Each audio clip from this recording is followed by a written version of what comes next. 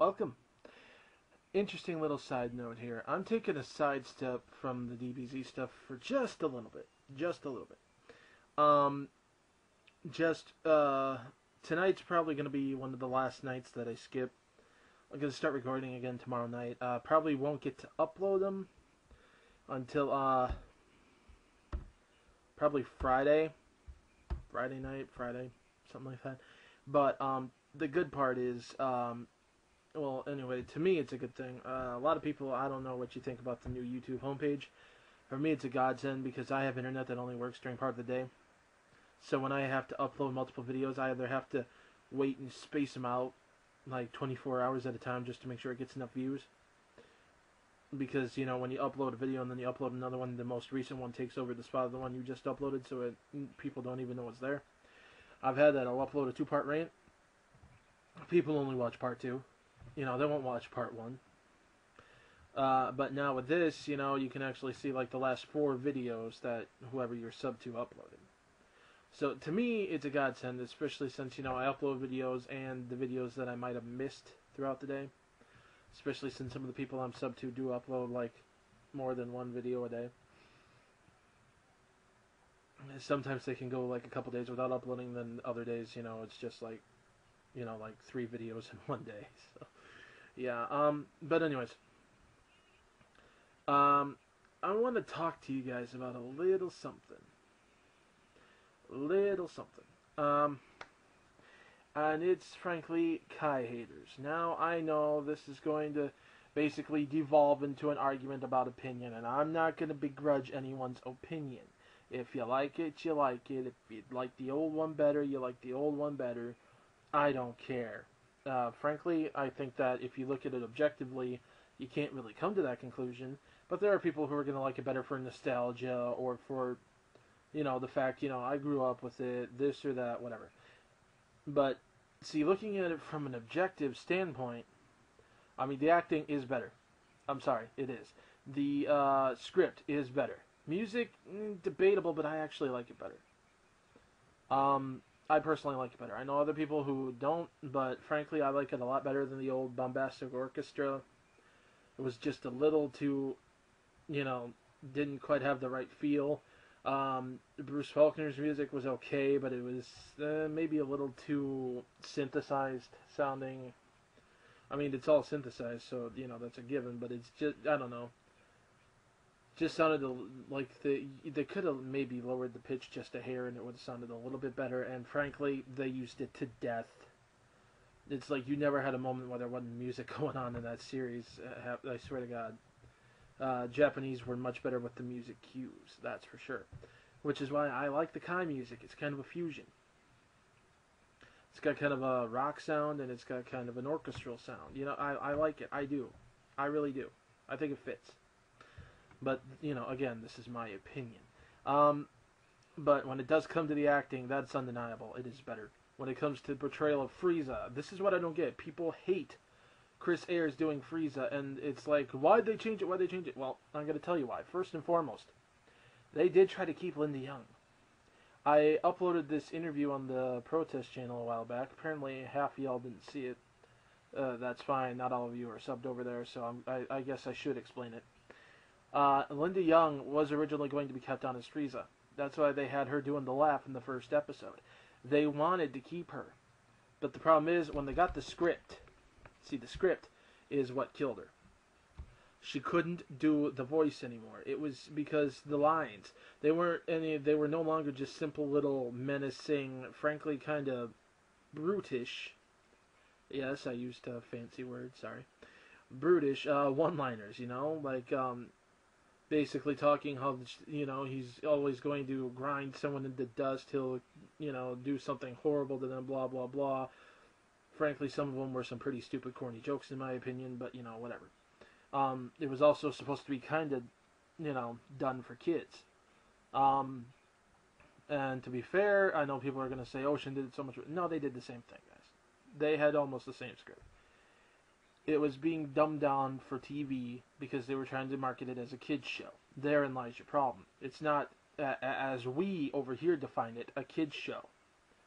It'd be like, I mean, you know, I mean, it's like taking shows like shows that they haven't bothered to water down, like Bleach or whatnot, and trying to water that down into a kids show. It's just not meant for kids. It never was, at least not by our standards. Now, see, over there, they have a different way of measuring the demographic. The kid demographic does go all the way to, like, 16 years old.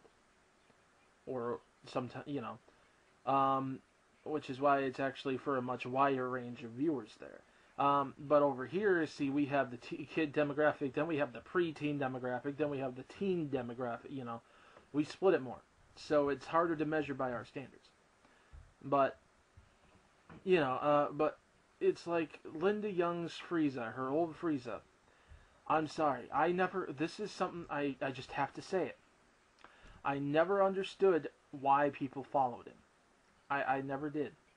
Because to me, he just did not seem intelligent. He seemed like he was all muscle. He didn't seem like he was capable of running an empire. It just seemed like he had other people who did it for him because they were too scared to fight back.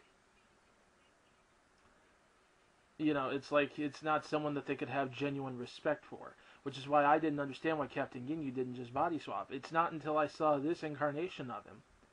I tried to watch him in the Japanese, I just couldn't do it. I'm sorry, I didn't really like the old Japanese dub too much because it was in mono, and it just kind of hurt my ears because of that.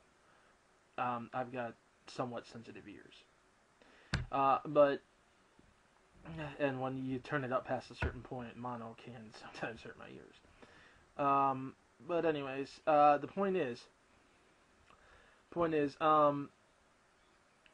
it's just, I never saw Frieza this way. I read the manga, and the manga Frieza, that's when I started understanding why. He was actually a capable, effective, he was intelligent. He wasn't just all muscle. He was proper. He acted like someone, yeah, sure, a real ass, which he is, evil, but he acted like someone who you could believe is the head of an empire, And that performance really comes through with Chris Ayres, and that's also the writing. I do think Chris Ayres does an awesome delivery. But even so, it's mostly the writing. I'm not going to lie. Chris Ayres is talented, but what really gives this Frieza a new life is the writing. That being said, they were trying to keep Linda.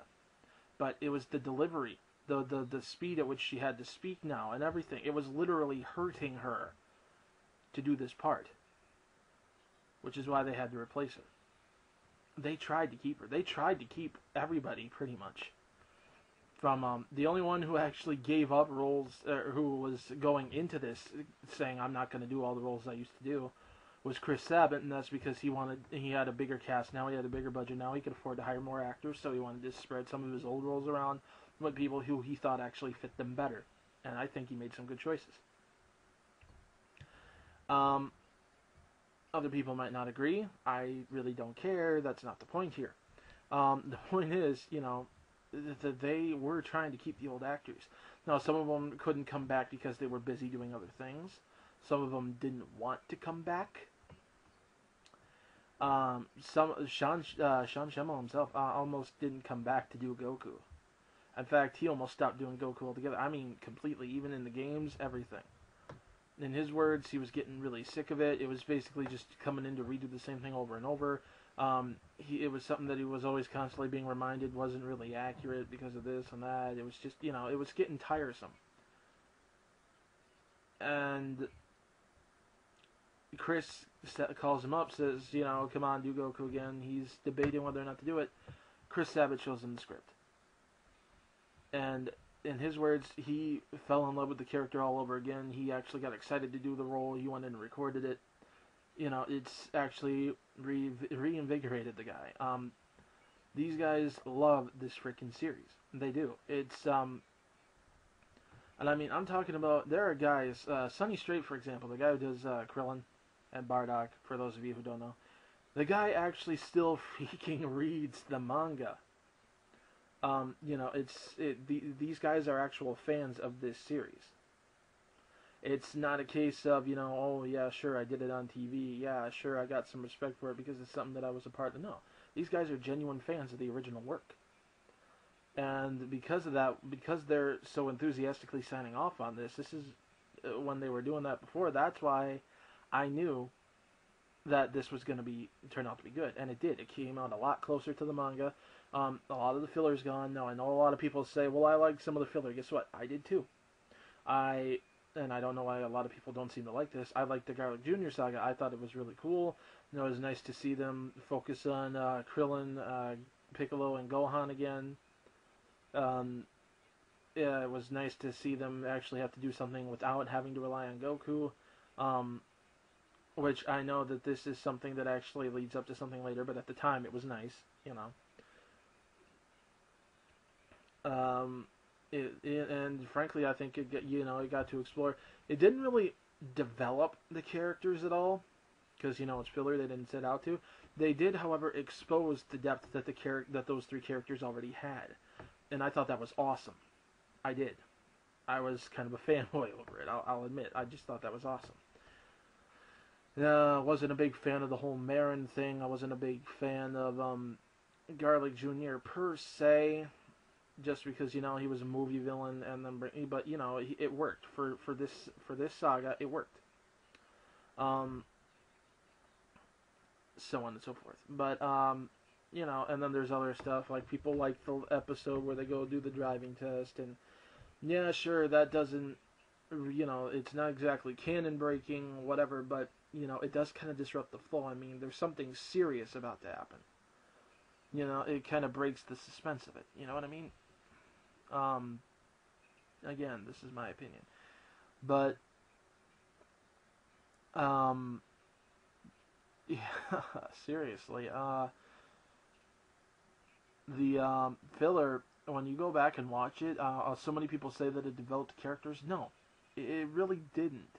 It developed them in a way, but it almost developed them independently from the actual work.